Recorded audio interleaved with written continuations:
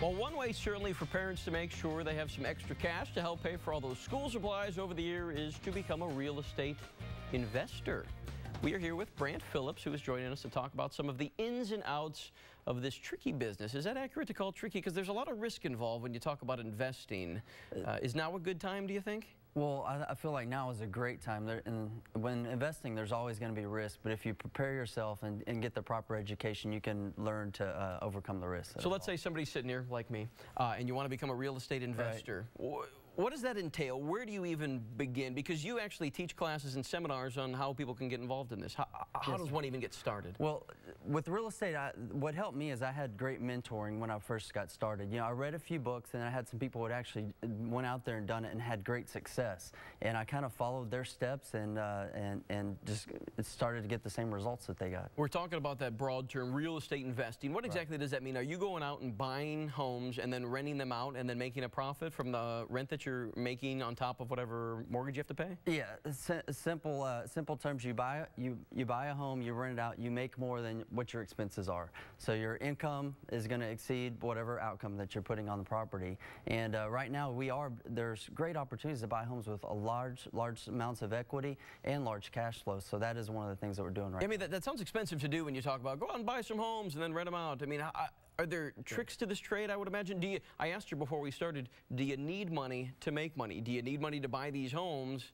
in order to, you know, rent them out? That's actually one of the big myths about real estate investing. There's a lot of ways that you can be, it's not like a simple stock where you have to buy this, you have to put down this money to buy a stock. With the real estate, there's a lot of creative ways that you can buy properties with little or no money at all. And there's still a lot of opportunities for financing right now with Fannie Mae, Freddie Mac. There's some private lending opportunities, and I can tell you that the homes that we buy, we don't put any money down on them. So give me a little tip, give me a little secret. I mean, to me, it just sounds unreal to buy a house without any money down, but then you're still able to make a profit on your rent. How do you do it? Well, one of the simplest ways that we do it, we've gone to a lot of people with all the downturn in the economy. People are complaining about not getting good returns from the stock market, the volatility. So what we've done is we've partnered with a lot of private investors. We call them private mortgage lenders, and these are people who have either cash or money in their IRA money, and we find a lot of our clients from the interest group, and what they do, they lend that money out to us, and we pay them a simple interest on that money. Like so there's more people involved here than just you going out and buying a house. I mean, you need to go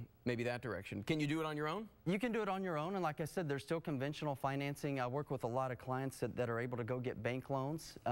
If you've never bought a property, you can still get 4 properties through Fannie Mae and Freddie Mac, which is good conventional 30-year financing. We also hear about flipping homes. That's buying a house, putting some improvements on it, and then selling it right away. Yes, sir. Is it a good time to do that, or is that's a tricky thing as well?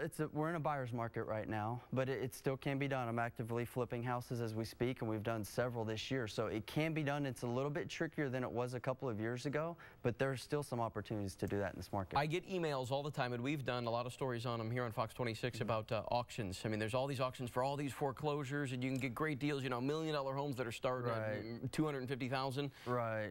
Are these legit? You know, I've never gone that route, to be honest with you. I'm more conventional. I don't like to say that you're going to go out and make millions, but you know, we buy the basic houses, which are, you know, your 3-bedroom, 2-bath, cookie-cutter houses that you can get for maybe $70,000 or $80,000 that are worth $100,000 to $120,000, $130,000. You can find those deals all day long. In terms of the timing right now, we're in the midst of this recession. Things are getting a little better in terms of housing. Is now a better time simply because the market is down? I mean, there's more foreclosures out there. Sure. Do you want to buy foreclosures? We buy a lot of foreclosures. Yeah, we buy a lot of foreclosures, and the way I see it, it's always a good time to buy real estate. The market changes and shifts, but for buy and hold investor, this is a great time, especially to buy and hold rentals. What do you need to do to make a good profit? I mean, how do you weigh I don't know if it's a math formula, but okay, this house costs this much. I've got this much into it.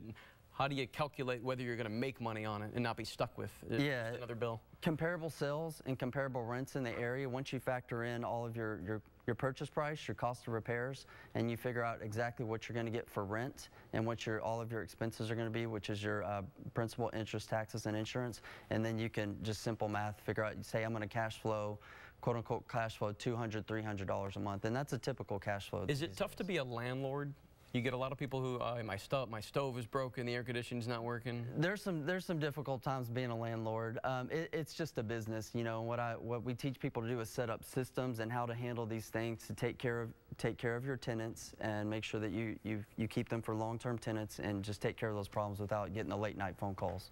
Any other tips? Any other final tips? You're getting started. I'm going to talk to you a little bit more. We could talk about this a long time. I mean, there's a lot to do this. Do you have a website or something? We do have a website. Then go to HoustonCapitalGroup.com to find out some more information. Very good. Brant Phillips, thanks for coming in. Thank you. All right.